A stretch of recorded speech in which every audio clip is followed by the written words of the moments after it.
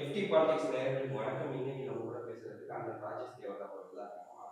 அண்ணன் வணக்கம். வணக்கம். மாரிதாஸ் அவர்கள் ஒரு கருத்து கணிப்புமே வெளியிட்டிருக்காங்க. அதாவது வருடாந்திரத்துக்கான கருத்துக்கள் விஜய் வந்ததுக்கு அப்புறம்.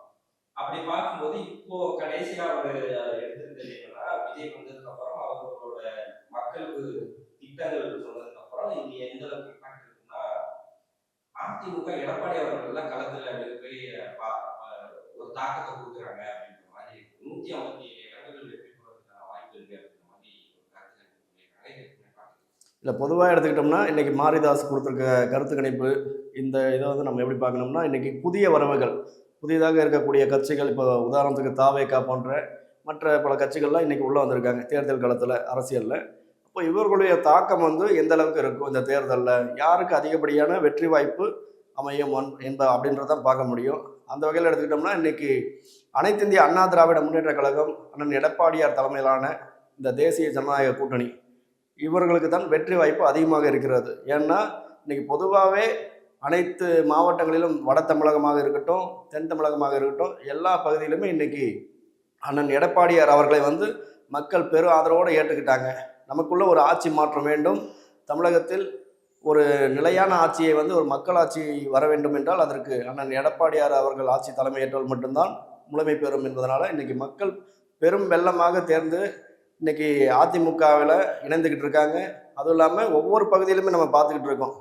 இன்னைக்கு தன்னெழுச்சியாக வந்து அனைத்து இந்திய அண்ணா திராவிட முன்னேற்ற கழகம் தான் ஆட்சிக்கு வர வேண்டும் என்று மக்கள் விரும்புகிறார்கள் என்பதே உண்மை. அதுவும் இல்லாமல் இந்த கருத்து கணிப்பு பார்த்தோம்னா இன்னைக்கு தொடர்ச்சியாக கிட்டத்தட்ட ஒரு 180 இடங்களுக்கு மேலாக அனைத்து இந்திய அண்ணா திராவிட முன்னேற்ற கழகம் மிகப்பெரிய ஒரு வெற்றி வாய்ப்பை பெற்றுக்கொண்டிருக்கிறது என்பதுதான் உண்மை. முதல்வர் யார் அப்படிங்கிறதுல வந்து 37% எடப்பாடி அவர்கள் இருக்காங்க, 35% ஸ்டாலின் அவர்கள் இருக்காங்க. இது எப்படி? இல்லை, உண்மை இது சிறந்த முதல்வர் அப்படின்னு எடுத்துக்கிட்டோம்னா கடந்த 5 ஆண்டுகளாக ஆட்சியில் இருக்கக்கூடிய திராவிட முன்னேற்ற கழகம் மக்களுக்கான நலத்திட்டங்களோ இல்லை மக்களுக்கான பாதுகாப்போ ஏற்படுத்தி அதனை அவர்களுடைய அரசு இயந்திரம் சரியாக செயல்பட்டதா அப்படின்னா அது கேள்விக்குறிதான். ஏன்னா கடந்த 5 ஆண்டுகளாக திமுக அரசாங்கம் என்பது தன்னுடைய வளர்ச்சிக்காகவும் தன்னுடைய குடும்பத்தில் இருப்பவர்களின் வளர்ச்சிக்காக மட்டும்தான் தொடர்ச்சியாக வேலை பார்த்தாங்க. தமிழக மக்களை வந்து சிந்திக்க கிடையாது. மக்களுடைய நலம் சார்ந்த ஒரு தொழிலாக இருக்கட்டும், இல்லை ஒரு புதிய ஒரு திட்டமாக இருக்கட்டும் கொண்டு வருதா அப்படின்னு பார்த்தோம்னா அதுவும் கிடையாது. ஒட்டுமொத்தமாக திமுகவில் இருப்பவர்கள் எப்படி கொள்ளையடிக்கலாம், எப்படி ஊழல் செய்யலாம், எப்படி மக்களுடைய வரி பணத்தை வந்து சுரண்டலாம், அதில் மட்டும்தான் தீவிரமாக இருந்தாங்களே தவிர வேறு எதுவுமே மக்களுக்கான ஒரு நல்ல ஒரு திட்டங்கள் என்பது குறைவு. அதனால் நமக்கான ஒரு நல்ல முதல்வர் அப்படின்னு பார்க்கும்போது அண்ணன் எடப்பாடியார் அவர்களை தான் வந்து மக்கள் விரும்புகிறாங்க. ஏன்னா தகுதி வேணும். முதல்ல ஒரு தமிழகத்தை ஆளக்கூடிய ஒரு முதல்வராக இருப்பதற்கு அண்ணன் ஸ்டாலினுக்கு தகுதி கிடையாது, இதுதான் உண்மை. அதனால் இந்த 2026 தேர்தலானது அனைத்து இந்திய அண்ணா திராவிட முன்னேற்ற கழகத்திற்கான களமாகத்தான் இப்பொழுது இருந்து கொண்டிருக்கிறது. ஏப்ரல் 23ஆம் தேதி நடைபெற இருக்கின்ற சட்டமன்ற தேர்தலில் அனைவரும் அதிமுக தலைமையிலான தேசிய ஜனநாயக கூட்டணிக்குத்தான் வாக்களிப்பார்கள் தமிழக மக்கள் என்பது உறுதியாகிவிட்டது.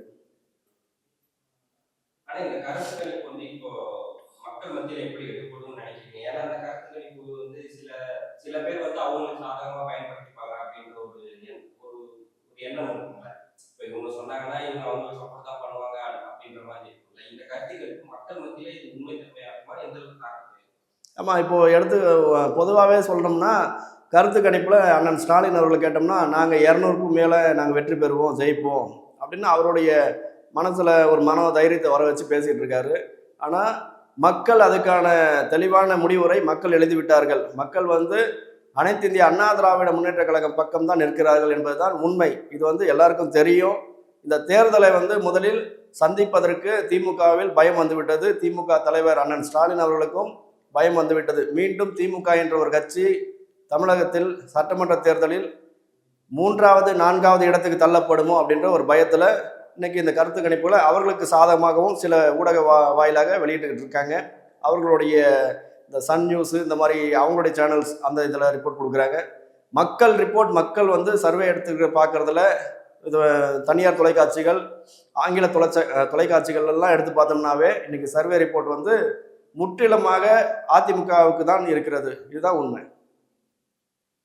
இப்போ எடப்பாடி அவர்கள் வந்து 128க்கு மேல மாரிதாஸ் அவர்கள் 157 சொல்லியிருக்காங்க. இந்த கருத்து கணிப்புல 128க்கு மேல வந்து இவங்க எடப்பாடி அவர்கள் வின் பண்ணுவாங்க அப்படின்ற மாதிரி.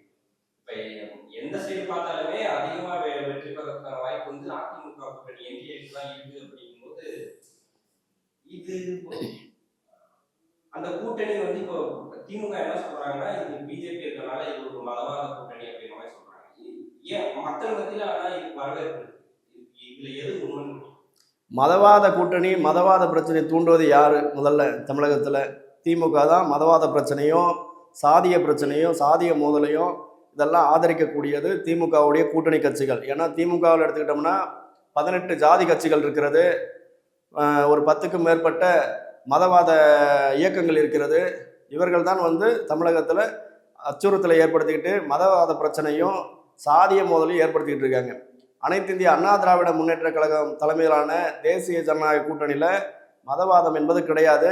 ஏன்னா இப்போ உதாரணத்துக்கு சொல்லலாம், இப்போது அதிமுக தலைமையில் இருக்கக்கூடிய கூட்டணி கட்சிகளுக்கு அண்ணன் எடப்பாடியார் அவர்கள் அவங்கவுங்க அவங்களுடைய சின்னத்தில் நின்றுங்க, உங்களுக்கு எப்படி இருக்குதோ அந்த மாதிரி நீங்கள் சுதந்திரமாக செயல்படுங்க. ஜனநாயக முறைப்படி தேர்தலை அதிமுக தலைமையிலான கூட்டணி சந்தித்து கொண்டு இருக்கிறது. திமுகவில் பார்த்தோம்னா அந்த மாதிரி கிடையாது. முற்றிலுமாக ஒரு வலுக்கட்டாயத்தின் பேரில் ஒரு நெருக்கடியை தான் கூட்டணி கட்சி தலைவர்களுக்கு கொடுத்துக்கிட்டு இருக்காங்க. அந்த வகையில் இது மிகப்பெரிய ஒரு பின்னடைவை சந்திக்கும் திமுக இந்த தேர்தலில் என்பதை உறுதிப்படுத்திக் கொள்கிறேன்.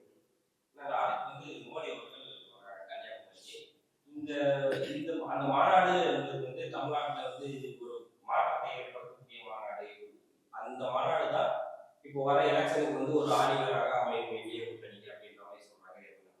நமது மதிப்பிற்குரிய பாரத பிரதமர் நரேந்திர மோடிஜி பொறுத்த வரைக்குமே தமிழக மக்களும் இந்தியாவை முழுவதுமாக இன்னைக்கு இந்தியாவை தரம் உயர்த்தி உலக நாடுகளில் இந்தியா முதன்மை நாடாக இருப்பதற்கு காரணம் நம்மளுடைய பாரத பிரதமர் ஐயா நரேந்திர மோடிஜி அவர்கள் தான். இதை வந்து யாரும் மறுப்பு சொல்ல முடியாது.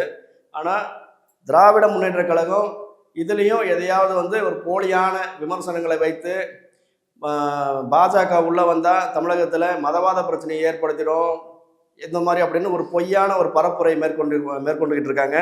இதை முற்றிலும் வந்து வேறறுப்பதற்காகத்தான் பாரத பிரதமர் ஐயா நரேந்திர மோடிஜி தமிழகம் வந்து கொண்டிருக்கிறார். தமிழகம் வந்துவிட்டார் என்றாவே நிறைய நலத்திட்டங்களை அறிவிக்கிறாங்க. ஒவ்வொரு முறையும் பாரத பிரதமர் தமிழகத்துக்கு வந்து போகும்போது உள்துறை அமைச்சர் அமித்ஷா அவர்களாக இருக்கட்டும், யார் வந்தாலுமே தமிழ்நாட்டின் வளர்ச்சிக்கான திட்டங்களை வழிவகுத்து செல்கிறார்கள். ஆனால் இந்த திமுக தொடர்ச்சியாக தமிழகத்துக்கான ஒரு வளர்ச்சி திட்டத்தை பாரத பிரதமர் கொடுக்கக்கூடிய திட்டங்களை மூடி மறைத்து திமுக ஸ்டிக்கர் ஒட்டிட்டு அவங்களுடைய வேலையை பார்த்துட்டு இருக்காங்க. இதனால் மக்களுக்கு வந்து எந்த வகையிலும் ஒரு பயன் என்பது கிடையாது. முற்றிலுமாக இந்த தேர்தலில் திமுக புறக்கணிக்க வேண்டும். திமுக தமிழகத்திலிருந்து அப்புறப்படுத்த வேண்டிய ஒரு கட்சி என்பதை மக்கள் தெளிவாக புரிந்து கொண்டார்கள். இந்த 2026 சட்டமன்ற தேர்தலுக்கான களம் என்பது அனைத்து இந்திய அண்ணா திராவிட முன்னேற்ற கழகம் தேசிய ஜனநாயக கூட்டணிக்குத்தான் என்பதை உறுதிப்படுத்திவிட்டது. நன்றி.